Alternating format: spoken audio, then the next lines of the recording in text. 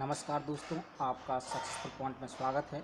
मैं आज आप लोगों के लिए लाया हूं अध्याय 100 शब्द प्रति मिनट की गति से डिक्टेशन। दोस्तों, बहुत से स्टूडेंट कह रहे थे सर आप 100 शब्द प्रति मिनट की गति से डिक्टेशन डाल दीजिए, तो मैंने 100 शब्द प्रति मिनट की गति से डिक्टेशन डाली है। दोस्तों, ये ओपी स्कूल बुक की रहेगी डिक्टेशन। इसमें जो शब्द रहेंगे वो 500 होंगे दोस्तों, और जो समय होगा वो 5 मिनट का होगा। तो आप हमारे साथ अंत तक बने रहें। अगर आप हमारे चैनल पर नए हैं तो हमारे चैनल को सब्सक्राइब करना ना भूलें दोस्तों, और बेल आइकन को दबा दें ताकि प्रत्येक वीडियो की जानकारी आप तक पहुंच सके। तो चलिए दोस्तों, डिक्टेशन स्टार्ट होने में 10 सेकंड का समय है, तो आप तैयार हो जाइए दोस्तों।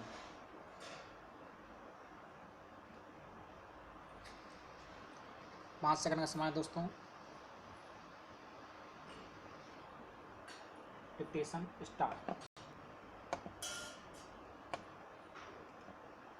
सभापति महोदय, राष्ट्रपति जी के अभिभाषण पर जो धन्यवाद का प्रस्ताव सदन के सामने प्रस्तुत है, उसका समर्थन करने के लिए मैं खड़ा हुआ हूँ।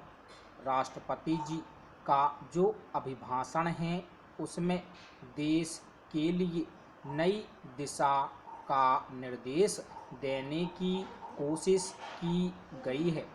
राष्ट्रपति का अभिभाषण देश को नई दिशा देने की दिशा में बहुत ही उचित कदम है। पहला है, समाज का अत्यंत गरीब वर्ग जिसे हरिजन और आदिवासी कहते हैं, उसकी आर्थिक दशा सुधारने के लिए पूरी कोशिश की गई है। दूसरा है, महंगाई रोकने के लिए ठोस कदम का उठाना। और तीसरा है, जनता पार्टी की पैदा की गई स्थितियों को पूर्ण रूप से समाप्त कर शांति स्थापित करना। चौथा है, आर्थिक स्थिति को मजबूत करना। पांचवा है, किसानों की हालत सुधारने के लिए योजना बनाना। और छठा है, नेहरू जी की विदेश नीति का अनुसरण। इन 6 भागों में राष्ट्रपति के अभिभाषण को बांट देंगे तो देखेंगे कि इससे अच्छा दिशा निर्देश और दिया ही नहीं जा सकता था। पैरा में पहली बात की ओर आपका ध्यान आकर्षित करना चाहता हूँ। आज समाज का गरीब वर्ग जिसे हरिजन और आदिवासी कहते हैं, उसकी आर्थिक स्थिति काफ़ी गिरी हुई है। आज आप उस गांव में जाएं जहां हरिजन और आदिवासी रहते हैं, तो उसकी आर्थिक दशा और उनका रहन सहन देखकर आप यह महसूस करेंगे कि यह तो आदमी के रहने के घर नहीं है, बल्कि पशु के रहने का घर है।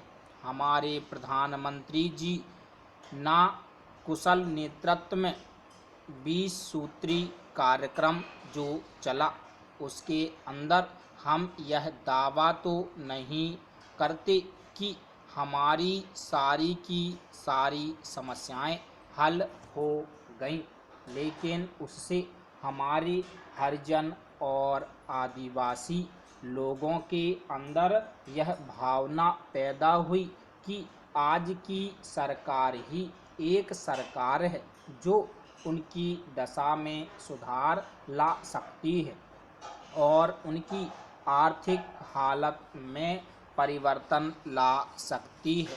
मैं इस संबंध में कुछ सुझाव भी आपके सामने रखना चाहता हूँ। आप जानते हैं कि 20 सूत्री कार्यक्रम के अंतर्गत हरिजन और आदिवासी को कुछ जमीन दी गई थी, परंतु लोकदल तथा अन्य सरकार के ज़माने में उनकी वह जमीन जो उनसे छीन ली गई थी, उनको फिर से उस पर बसाने की कोशिश की जाए।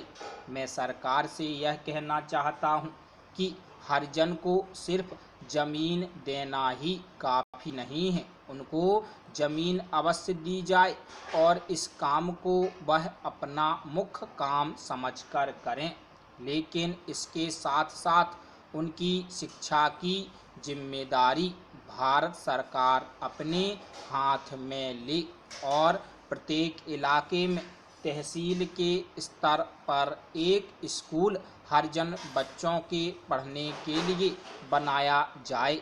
जब तक हरिजन में शिक्षा नहीं आएगी तब तक उसके आर्थिक ढांचे में सुधार नहीं आ सकता। इन अल्फाज के साथ मैं अपना भाषण समाप्त करता हूँ। तो दोस्तों, हमारी डिक्टेशन कंप्लीट हो चुकी है। अब आप इसका अनुवाद कर सकते हैं दोस्तों। तो जल्द ही मिलेंगे दोस्तों दूसरी डिक्टेशन के साथ। जय हिंद, जय भारत।